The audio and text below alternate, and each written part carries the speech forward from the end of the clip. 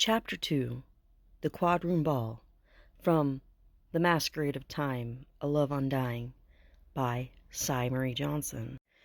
An instant aching hit my head, and as my eyes parted, there was a haziness to the atmosphere that made it darker than usual. I lifted my hand and began to rub at my temples, unsure what to make of what had happened. As I gathered my surroundings, I realized I was lying flat on the floor.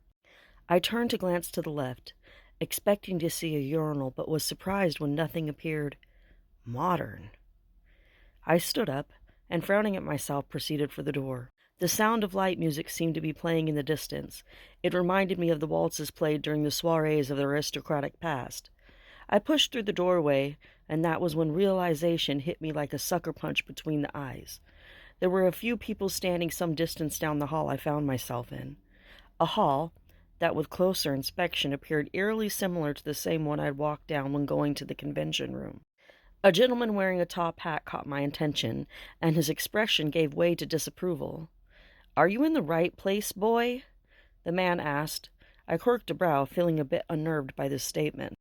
"I'm just going outside, merci," I remarked, determining to use the French word for thank you, something I didn't normally do but felt compelled toward in this bizarre moment. "It may be best you do so, in haste," the man remarked, continuing on past me. I glanced over my shoulder and shook my head, feeling the sense that staying out of sight might be best. Though the interior appeared different, and even the man was dressed impeccably for fashions of the past, I recognized that this was the Bourbon Orleans Hotel, and made a beeline for the front entrance. I had to get some air. Something just wasn't right. I quickened my pace, noting that the hall was mostly empty save for the one disgruntled man. It was notable that things were essentially the same as when I'd entered the Bourbon Orleans, and I found some sense of relief as I exited the back toward the courtyard. Like the hall, it seemed rather vacant, but I found this to be a welcome blessing considering my circumstances. "Désolé, monsieur. No, I do not want this." A soft, almost whimpering feminine voice floated upon the winds and pricked at my ears with a stabbing pang of alert. With a quick pivot, I spun about face and began to walk with a quickened gait toward the sound of the woman's pleas. "But if you do not, que va-t-il arriver à Mary, Sophie, Delphine, Antoinette, Séraphine, Louise, and Jean-Marc?" I perked a brow, noting the voice was masculine and heavily influenced by French. I moved from the shadows just in time to see a blond man in a top hat, dressed in a refined 1800s fashion, complete with a cane that had a silver handle. I knew this because the glint of metal caught the lamplight just as he lifted it to bring quickly toward the young woman's face.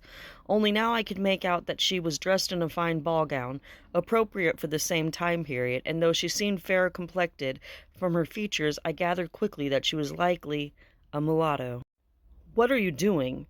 I rushed toward the man, my voice a near roaring bellows. I reached for his cane, and then words I'd never once spoken before in my life came fleeing from my lips. Calling up the north and all the powers of the four directions.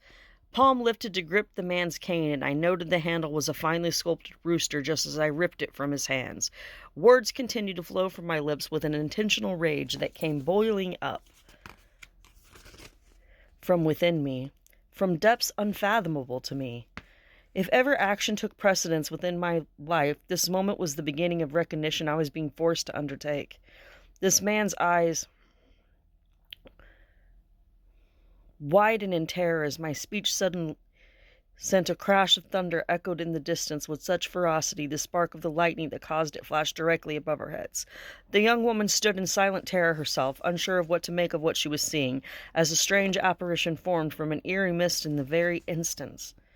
The man's face contorted, and I held the cane fiercely while watching the mist begin to wrap about him with serpentine coils, a python of inching smoke that continued to encircle his entirety until it was swirling around him in a tightening fashion, slowing, stifling the life from his compacted body as he began to levitate into the air.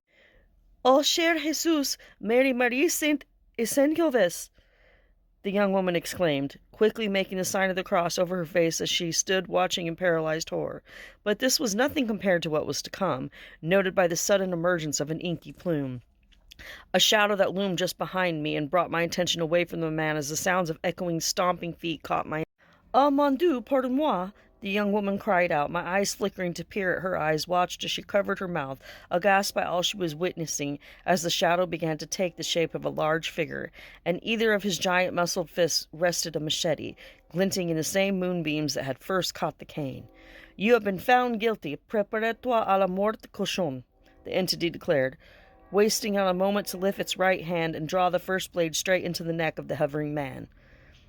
Blood shot out of his neck instantly, an aerosol spray of shocking red that blasted the wall in bright, angry crimson. The first blow was followed by a quick whop, muscles and sinew now visible as the man began to gurgle and choke upon his own blood. And just as I thought we might be the next victims, the entity turned, grinning directly at me with a wink. Ogu has dispatched the threat. I gulped, the entity's eyes meeting with my own before instantly vanishing, leaving nothing but the corpse it had created, and a million more questions running rapid through my mind. You es tu un prestidigitateur? The woman's voice broke through my thoughts, and I recognized that she was still standing there, equally as traumatized by what she had witnessed. I didn't understand her words, though, as my French was only something I slightly knew, mostly from living in Nolans as long as I did. I can't understand. Parlez-vous français? She asked me, perking a brow. Her voice was soft and yet still lined with apprehension, and how could I blame her? She had nearly been assaulted by the man who now lay dead at our feet. Realizing this, I recognized she and I needed to find our shelter in haste. No, I speak English, and I think we should get out of here, I murmured. Oui, his father will demand your arrest, monsieur, the young woman remarked. Please come with me. I know a place we can breathe for a moment, she added. Oh, are you okay with being alone with me after... I trailed my words, unsure what might trigger her emotions after such a horrific event. Yes, please, we will go to La Plaza de Armas. The water calms me, she muttered, her eyes filled with an urgency that I felt magnetically drawn to. I couldn't help but murmur in agreement. Yes, whatever you wish, miss. Ah, mon nom est Céline Marie Laurent, and yours, monsieur. Antoine Dumont, Miss Laurent. A pleasure, of course, I murmured, enchanted by her soft and tender tone, and the innocence of her offering.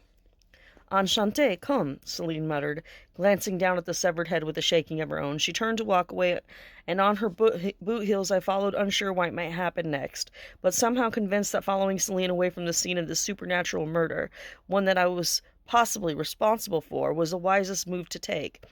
Our steps were quick, and she seemed to know the alleys in ways I did not. But as we moved away from the hotel, I felt curious and wondered about what she had asked me initially. Celine, who was that man to you? His name is Luc Pierre Renaud, his father a wealthy plantation owner with many slaves by the name of Monsieur Stanislas Gabriel Renaud. Luc has many mistresses and proposes for me to enter into placage, but I do not want to, Celine explained. What were you doing tonight? And what did you first ask me in French? Ever curious, the questions just flooded out of me as we turned the corner and found ourselves standing on the cobblestone rue, staring up at the St. Louis Cathedral almost instantly. My mother thinks I could secure my brother Jean-Marc passage to France for his education, if I agree. I was made to attend the quadroon ball this evening, as was Seraphine, she confessed. Shocked by this admission, I instantly recognized that Celine was one of the gens de couleur libre, a free person of color. Worse yet was that her mother sought to bargain her daughter off to the first highest-paying white gentleman in order to secure stability for both herself, Celine, and evidently her son. I am sorry to learn this, Miss Laurent. Let's walk along the water's edge. I'd like to learn more about you. I offered her my arm, then, understanding that whatever had brought me to meet this lovely woman was beyond scientific explanation, and yet the emotions swirling around my heart as she slid her arm around mine were nothing short of enamoring. Having not felt anything so strong in my life, I intended to make the very most of it.